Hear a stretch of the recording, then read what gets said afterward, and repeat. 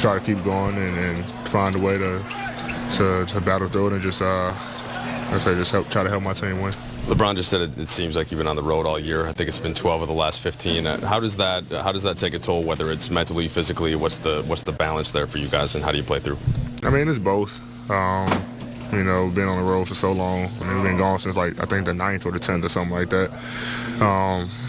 But, we still, had a good trip, 3-2. Still got to find ways to win, find ways to compete.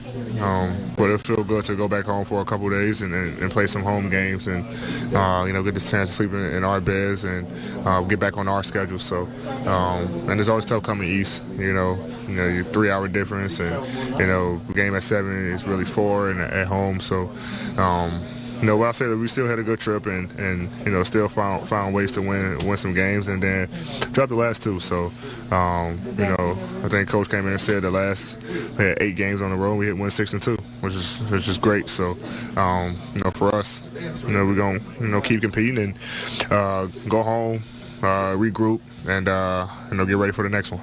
Anthony, you make it to late December in the season without losing 2 in a row up until this point. What's it say about your team looking back at it and setting a goal like that and being able to sustain it for that long? What's it say about your team moving forward? Yeah, we're resilient. We're going to find ways to win. Like I say, all of our wins have been different. I won't say all of them, but we found ways to win. And we just got to keep fighting. I mean, to make it all the way up to this point, not losing 2 in a row, and then go against 2 teams, team that was 3rd and the team that's 1st in the East. So, we're gonna see them again for sure, but we're gonna keep battling. And that's our mindset all year. Even though we did lose 2 in a row, I mean, our mindset is always still. Let's not lose 2 in a row. Let's not drop another one after we lose one. Learn from the first one and do what we can to make sure that the next one we come out with a victory. How much was the last couple of days just sort of a process for you, kind of testing your ankle in various situations? Treatment, like what were you doing to try and make sure you were ready to? Well, I was just trying to get a lot of treatment. The first time I tested it was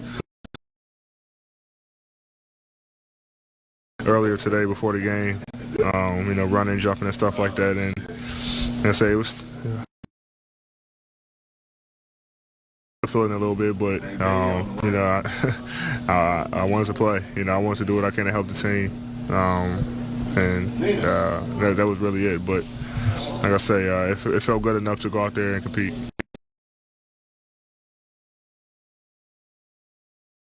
The scouting report is still to try to play off Giannis a little bit and force him to take the jumper. 5 threes tonight, a career high. What do you think about that matchup and when he's hitting that? Tip our hats to him, man. I mean, I think we executed our game plan as far as him, driving. Did a good job of knocking down threes. He did a good job of finding guys, and them guys made shots for him. So, like I say, you tip your hats to him. He made 5 of them, and it was all,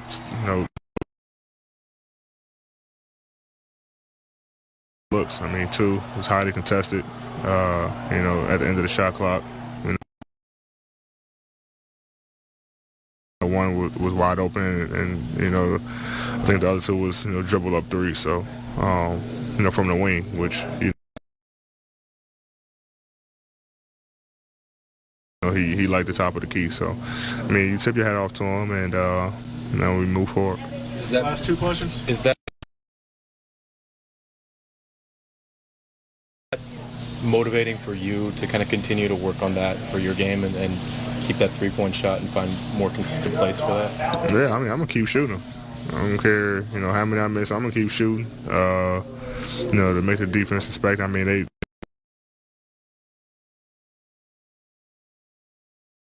they closing out, and which allows me to get to the drive as well. So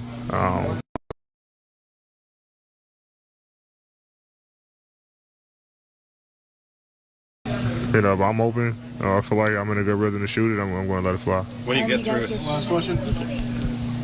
You guys get to go home tomorrow, finally. What are you going to do tomorrow? I don't know. I have no idea. I know we get home pretty late. I don't know. I have no idea. Probably get some rest. You know, feel good to sleep in my own bed. Probably get a massage. Watch some movies. I have no idea.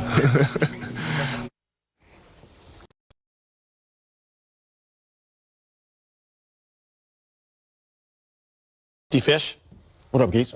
time for the little Access 360. We're going to break down Giannis, but we're going to have to stay right here. Yeah.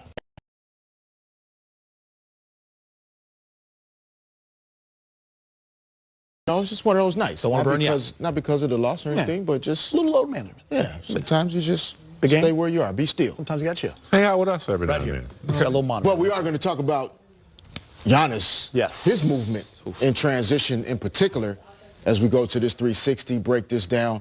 We talk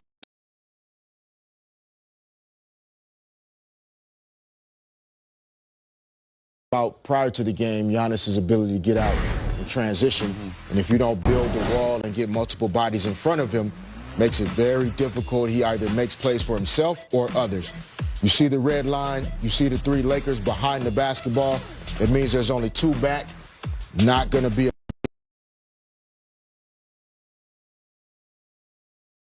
enough to keep him from getting to the rim or making a play for his teammate, dropping it off to Pat Connaughton. Here gets the rebound himself.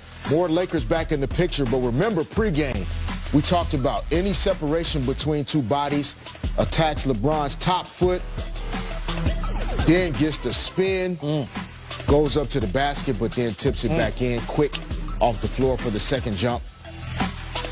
And then here, good contest by DiVincenzo.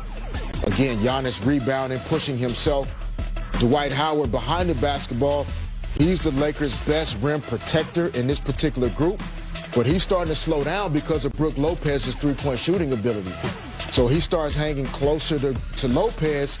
Now Giannis attacking Caruso, going left, spinning back over the left shoulder, foul on Caruso. And so again, in transition, that's really where great players with size, that's really where they attack you. We have one of the best to ever run the wing in the world. Magic Johnson pushing the basketball down the middle, size to see over the defense and make plays, and that's where Giannis really caused problems tonight. What impressed you the most about his game tonight, big game? You know, he's just very savvy for a young player. He's really surveying the court when he's dribbling it down. And when he gets right around the three-point line, if you don't have him, you know, collected and sealed off, he covers so much ground with that first step, like 4 or 5 feet. It's hard to stop him. So his ability to get through the defense, like Fish said, if you don't have that wall built early, and I mean really early, by the time he crosses half court, you got to be defending him collectively. Not one player is going to stop him. And Milwaukee's done a really nice job of what they put